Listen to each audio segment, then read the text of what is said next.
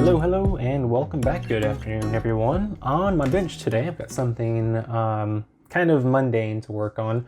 I have this little power supply, 24 volts, 4 amp one that I use for the USB charging ports on my couch. And somewhere along the lines, something or someone seems to have gotten into and cut through the cable. I don't know if it was the dog. The dog likes to chew on cables and has chewed through several of my cables, or if it was the cat. Because there are some bite marks up here on the plug connector where the cat's gotten to it. But it looks pretty clean. I don't think any animal got to it. Nonetheless, it's not working properly and it's not going to work like this way. So let's see if we can crack this open and try to replace this cable. And this one is, it has no screws or anything like that. A lot of them don't come with screws, but it feels pretty weak on the sides here. So I'm gonna see if I can grab a flat head. Well, maybe not. I have this spudger on my desk somewhere. This one right here. This one. Let's see if we can get down into it. But I'm gonna guess there's just like 2 clips on either side. And just to get into there and get the clips undone. Actually, wait. I know how I do this. Because I've opened power supplies like these before. I get something with a rather thick handle. And I'm just going to hold it against the edge like that. Where that seam is. And then see if we can lever it into there. Really just trying to put enough force into it that it causes it to separate exactly like that. Because there's clips on there, so when you push it in, the seam comes together like this. But once you push it in like that, it forces the clips to separate from each other. And I just needed to start with one, and the rest of it comes undone. So easy enough. And you saw the little sticker on here. It's a white sticker. It says 24 volts, 4 amps. Covering up the original output level, because it does do 24 volts, but I'm gonna guess it's probably higher rated. A lot of times these are from China. So I'll take that out. Super easy. Cables, surprisingly, actually go into a hole. A lot of times what I've seen, I haven't taken this one apart, but a lot of times what I'll see is they'll just run the cable like under the board and solder to one of the pads on the bottom. This one actually went through a hole like where it's supposed to. So that's interesting. Over off to my side, I've got another cable that's I've already done and made. As you can see, this connector is kind of a plastic one. It didn't really actually go to this cable. And then I've got the end right here that I must use on another power supply because I used a little zip tie as the relief. But let's fire up the soldering iron and try to pull this wire out. And if I can, no, I think something I've done before is this little strainer leaf right here. I've been able to wedge thin tweezers into the hole and kind of separate this strainer leaf from the actual cable, and I've been able to reuse strainer leaf. I don't think I'm gonna be able to do that on this one just because this cable looks like, I don't know, 4 millimeters or so. And I'm pretty sure this one is like 5 or 6 millimeters. It's a lot thicker. So I'm not gonna be able to reuse it. So I'll just be using the zip tie string relief kind of thing. For now, let's go ahead and get this off, which will be super easy. Comes right out, and negative comes right out.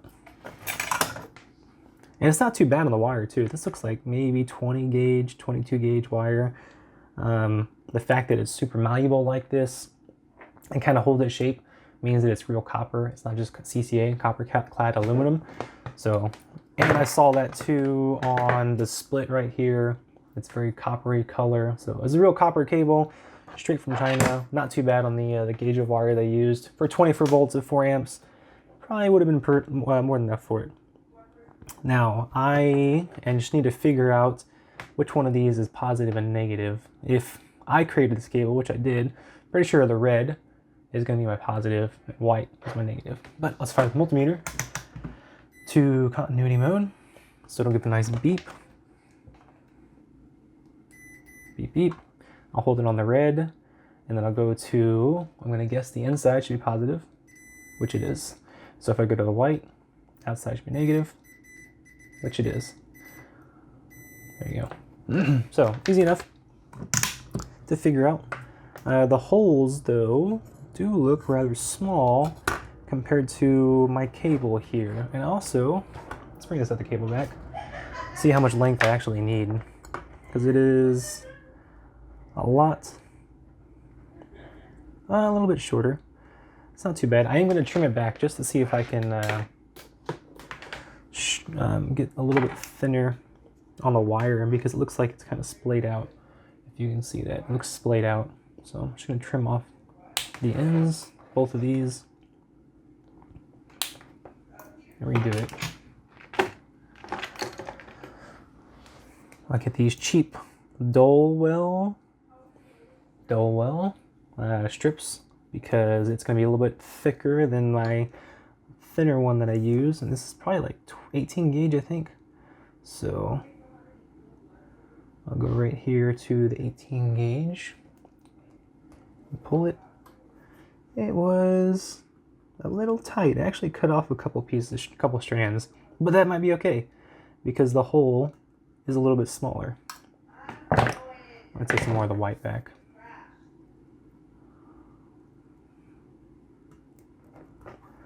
There we go. And I'll twist it just to keep those strands together. Both sides. Soldering iron is still warmed up. 360 degrees Celsius is what we're at right now. And we'll just tin these wires. Super easy. Plenty of solder in there. I'll do the white one. Make sure I'm in frame. Just a matter of heating up the wire enough so that the solder melts into it. And there it goes. Easy peasy. Flip this back over. I just want to see if I can clear out these holes a little bit more. I'll bring you down right there. This one isn't too bad. Easy way to do this is just wipe your soldering iron over it. The solder will stick to the iron, and then you just wipe your iron off. So same thing. I think that's good enough. Yep, so that's good enough. Negative. Right into the hole. Positive. Right into the hole. A little bit tighter, there we go. Just took a lot of the solder there. All right, it's through.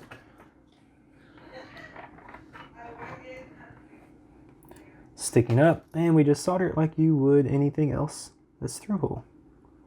Heat up the pad, bring the solder to that. I'm not gonna bother. Yeah, actually we'll trim it. It is kind of long. You can see a little bit long. So I'll just trim this off. Trim this one off. And that's good enough. Now we'll look over here at the case.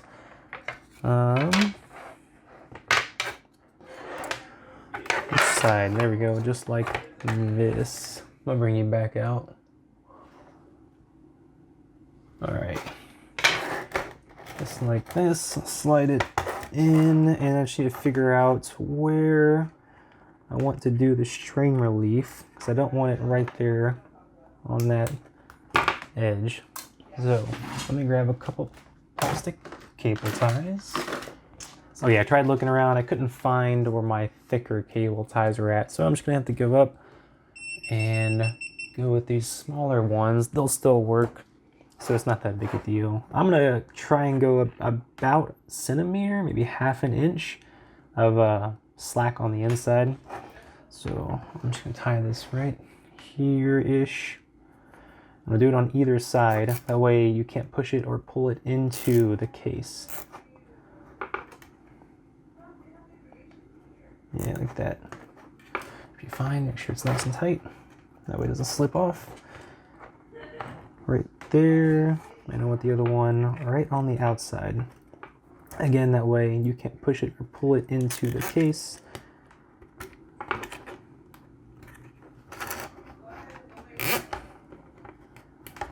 And that should be good enough. All right, and then just trim this off. Hopefully you saw that. I don't know. I might have been out of frame. Bring it back down. Oh no, it slipped. Maybe it wasn't tight enough. You know what we can do though? A little bit of super glue. It is in one of my drawers. Just a little dab of super glue. Just see if this one is opened. It is. Yep, so we'll do a dab of super glue on these cable ties, or zip ties, whatever. Oh, I think it just plugged. I have not used the super glue in a while. I'm just gonna push a hole and it squirts out with it, with force.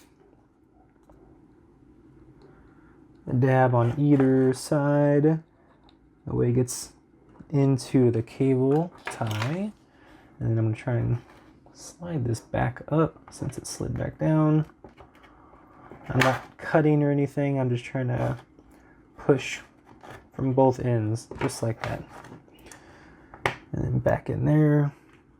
Yeah, so that should be fine. As you can see, just a cable tie right in there, just like that. And eventually that glue will harden and hold on to the plastic casing of the cable, and as well as the plastic from the zip tie. So that's all there is to it. We will just, I'll bring it back out so you can see me closing it. The piece de resistance. Make sure the cable stays in its hole. Yeah, it's a lot looser. There's a lot of a big gap right there, but that will be okay. Once the glue from the once the super glue hardens and everything, it shouldn't have any issues pulling out. I'm just gonna grab a power cable. We'll test to make sure that we're getting 24 volts in the output. I have no doubts that we will. Oh, this is kind of short. I'll move the camera. Power light, and I'll bring in the multimeter or multimeter, depending on who you are and how you say it. Volts. On the outside right here, inside right here, 24.22 volts. So easy enough. I'm gonna go ahead and end it. Hope you all enjoyed the video. It's a nice easy one. I'm sure someone out there has probably had an issue of a pet chewing on the cable, a power cable for something, or the cable just got bent or worn out. Shows you that it's not too hard to actually fix something like this, even with something that's been clipped together. Use that trick of getting a thick-handled like pair of pliers like this. You can use that to apply force to the edge of it and crack into the case without actually breaking the clips or anything. Yep, that's it. Thank you all very much for tuning in. Leave a like, comment, subscribe, comments if you didn't enjoy the video, comments if you did in the video. If you hated the video, feel free to tell me you hated the video. But take care, everyone. Hopefully you all have a great rest of your day. Bye-bye.